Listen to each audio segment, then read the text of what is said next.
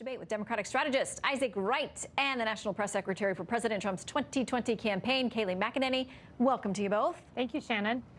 Good to be here. All right, I want to read a little bit more from that Comey piece. He says this, he says, go ahead, investigate the investigators if you must. When those investigations are over, they will find the work was done appropriately and focused only on discerning the truth of very serious allegations. Goes on to say no corruption, treason, or attempted coup. All right, now, Isaac, I think that's what a lot of Americans want to hear. There's nothing to hide. Go ahead and do the investigation. Everybody sees everything, and we're all on the same page. Yeah, I think we should all look for more transparency right now. If they feel like they have to investigate the investigators, personally, I think it's a waste of taxpayer money. I'd feel better if it was the IGO and not a partisan-like Barr. But you know what? Go ahead and take the investigation and do it. If there was something that needs to be seen, let's see it. I would take the same attitude about the Trump administration that keeps stonewalling Congress on their investigations. Let's all move towards transparency in this situation. Okay, Kayleigh, how about that? Because there are a lot of people who are saying, listen, if you're going to declassify all this stuff, why not be more transparent with congressional investigators? I mean, Comey in this piece flat out calls the president a liar and says that this is all just a smokescreen for things he's done wrong. Yeah, not the case. We have a more than 300-page Mueller report. We have more than a year of FBI investigation, 2 years of Mueller investigation, more than 1.4 million documents turned over. There has been unbridled, unprecedented transparency on the part of the president, who didn't declare executive privilege during the Mueller process. But what we do have here are a whole lot of facts suggesting Jim Comey and the upper echelons of the FBI were engaged in a lot of wrongdoing, from Peter Strzok saying, I've got to stop the president, have an insurance policy against the president, the dossier, whose political contents were concealed in a footnote and not fully even aired out in that footnote for a FISA warrant. We've got a lot to look into. I'm glad to hear Isaac encourage transparency, but I hope his fellow Democrats will as well. Okay, now, also we're getting news today. I hope you'll join in inviting the president to transparency. Let's remember, there's been more transparency than ever before.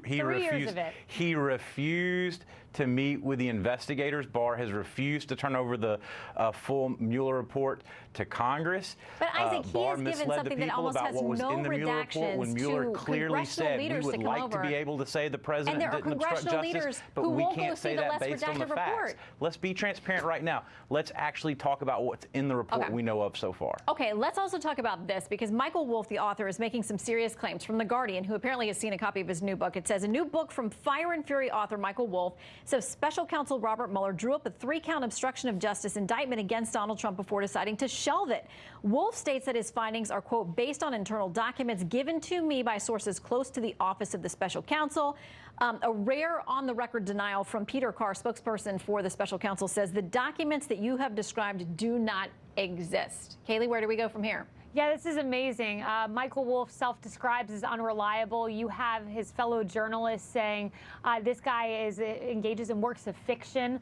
So this is yet another lie from Michael Wolff, the special counsel. Good for them for rebuking him on this point. And where we go is moving forward to investigating the investigators. You know, Isaac can sit here and say the president hasn't been transparent, when in fact 56% of the nation says let's move on from investigating the president, who had more than 500 witnesses who testified, 1.5 million pages of documents, and so on and so forth. So moving on from the fiction of Michael Wolff, it's time to focus on Jim Comey and Andy McCabe and Bruce Orr and the actors at the center of what I believe is one of the biggest political scandals in modern history. Okay, and so I want to be clear right now. You're talking about Trump's transparency. Are you agreeing right now that Donald Trump will turn over all the materials that have been requested by the congressional investigations? Have you been living under a rock, Isaac? Have you been living under a rock during the Mueller investigation and the witnesses and the millions of pages of documents? You can try to insult, you can say whatever you want to say, but come on.